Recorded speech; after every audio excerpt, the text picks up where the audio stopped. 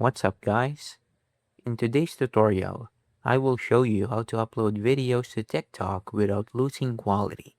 Let's get started. First, open TikTok app or TikTok Studio. Then tap the plus icon and select the video you want to upload. After selecting your video, tap next and review it before continuing. On the posting screen, tap More Options, then make sure Allow High Quality Uploads is turned on. This helps preserve your video's quality after it's uploaded. If you want to check the quality before making it public, set the privacy to only you, then tap Post. Once the upload is complete and you're happy with the result, change the video's privacy to everyone if you want others to see it. And that's it.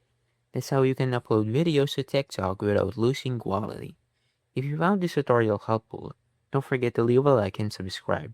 And I'll see you guys in the next one. Peace.